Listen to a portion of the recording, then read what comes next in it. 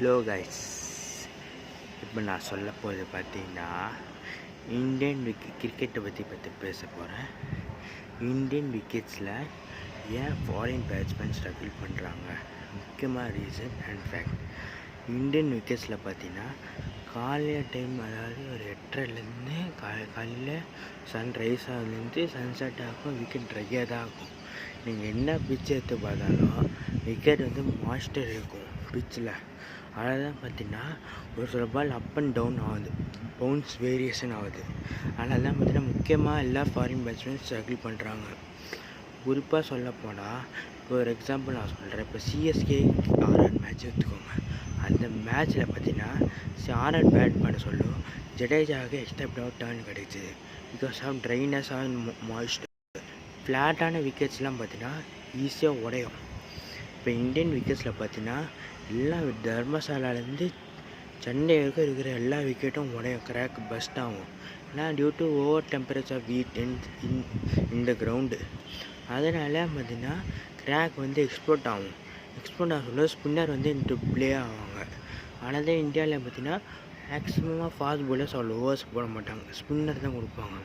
ஏன்னா huge amount of turn and low கிப் ஆகுது. அதெல்லாம் இப்போ இந்தியன் ஸ்பின்னரான ரவீந்திர ஜடேஜா, அக்ஷர் பட்டேல், அஸ்வின் அண்ட் குல்தீப்லாம் அட்டன் பண்ணோன்னா, ரவீந்திர ஜடேஜா அட்டன் பண்ணால் அவர் வந்து ஒரே லைன்லேருந்து போட்டுனே இருப்பார். அதாவது பார்த்திங்கன்னா ஸ்டெம்ப் லைன்லேயே வச்சுருப்பார். பேட்ஸ்மேன் வந்து பார்த்திங்கன்னா நம்ம வந்து இப்போ உள்ளே வர நினைப்போம், பால் வெளில போகும். அங்கே தான் அவர் வந்து விக்கெட் எடுக்கிறாரு. ஃபாரின் பேட்ஸ்மேன் பார்த்திங்கன்னா என்ன பண்ணணும், இப்போ வந்து பார்த்திங்கன்னா ஸ்ட்ரெயிட்டாக அடிக்கணும். ஒன்று டவுன் த ட்ராக் போகணும், டவுன் த ட்ராக் போயிட்டு லென்த்தை டிஸ்டர்ப் பண்ணணும். லென்த்து கொடுத்தா தான் அந்த லைனை லென்த்து கரெக்டாக இருக்கும். லென்த்து டிஸ்டர்ப் பண்ணணும். அதே அஸ்வின் லென்த்து டிஸ்டர்ப் பண்ணி டவுன் த ட்ராக் ஆண்டோம். ஒரு எக்ஸாம்பிள் சொன்னால் ஜோ ரூட் எடுத்துக்கோங்க.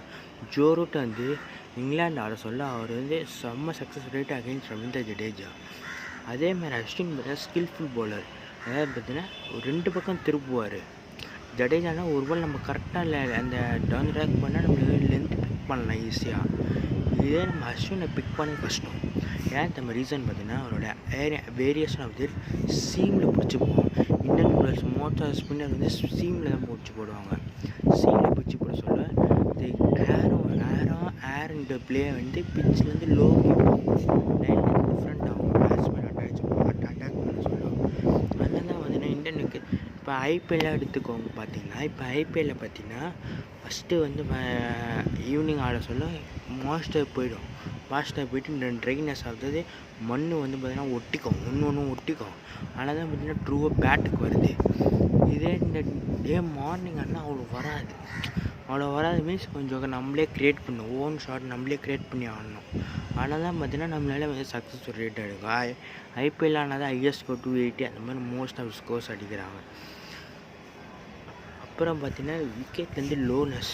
நீங்கள் வந்து எப்போவுமே நீங்கள் வந்து கிராஸ் பேட் ஆடக்கூடாது. இந்தியன் விக்கெட்டில் டெஸ்ட் மேட்ச் ஆட சொல்லுவோம்.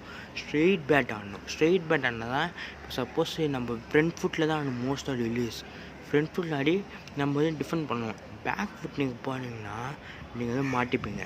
டெஃபினட்டாக லோவாக கீப் பண்ணால் நேராக பேடில் வச்சு எலிமினேட் ஆகிடும். ஓகே, இப்போ வந்து ஆஸ்திரேலியன் விக்கெட்ஸ் வரும். ஆஸ்திரேலியன் விக்கெட்ஸில் அவங்களா க்ரியேட் பண்ணுவாங்க ரஃப்னஸ்ஸு. ஒரு எக்ஸாம்பிள் சொல்கிறேன். ஸ்டார்க் அண்ட் லைன், இவங்க 2 பேர் வந்து ஜோடி மாதிரி. ஸ்டார்க் இருந்தால் லைன் விக்கெட் எடுப்போம், லைன் இருந்தால் ஸ்டார்க் விக்கெட் எடுப்போம். அந்த மாதிரி தான் ஸ்டார்க் வந்து ஒரு ரெண்டு ஃபுல்லாக ரஃப்பாக க்ரியேட் பண்ணுவார். அதாவது பார்த்திங்கன்னா பிச்சை வந்து இவங்களாம் உடையாது அங்கெல்லாம் அவ்வளோ சீக்கிரம். ஆனால் ஒரு சில கிரவுண்ட் பர்த்து இந்த ஈஸ்டர்ன் ஆஸ்திரேலியா பார்த்திங்கன்னா ஃபுல்லாக உடையும். வெஸ்டர்ன் ஆஸ்திரேலியா உடையாது. அதனால் அவங்க க்ரியேட் பண்ண சொல்ல ஷார்க் கும்முன்னு வந்து போட சொல்ல பார்த்தீங்கன்னா அந்த ரஃப்னஸ் வந்து க்ரியேட் ஆகும். அந்த ரஃப்னஸில் கரெக்டாக பால் பிச்சானால் ஸ்பின்னர் வந்து டேர்ன் கிடைக்கும்.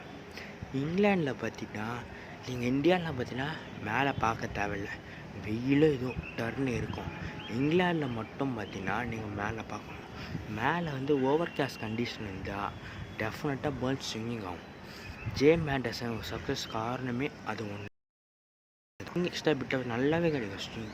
ஏன்னா அது வந்து பார்த்திங்கன்னா ஏர் வந்து இந்த சைடு இப்போ ஃபஸ்ட்டு கிரவுண்டில் போனோடனே ஏதாவது மண்ணோ புல்லோ எடுத்து தூவணும். மனோபுலத்தை பார்க்கணும். காற்று இந்த பங்குது வித்து விண்டடிக்கு தான் அகேன்ஸ்ட் வந்தேன். இப்போ இதுதான் சொல்கிறேன். இப்போ காற்று வந்து இந்த சைடு வருதுன்னா பால் வந்து சீமில் பிடிச்சிக்கணும். அதே அந்த எண்டை போக சொல்ல பால் ரிவர்ஸ் ஆனால் கிராஸ் சீமில் பிடிச்சி போடணும்.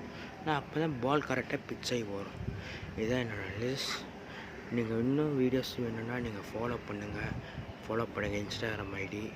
அப்புறம் வந்து என்னோடய யூடியூப் சேனல் ஷேர் பண்ணுங்கள், சப்ஸ்கிரைப் பண்ணுங்கள். இந்த மாதிரி மோர் அப்டேட்ஸ் உங்களுக்கு கொண்டு வரும். தேங்க்யூ.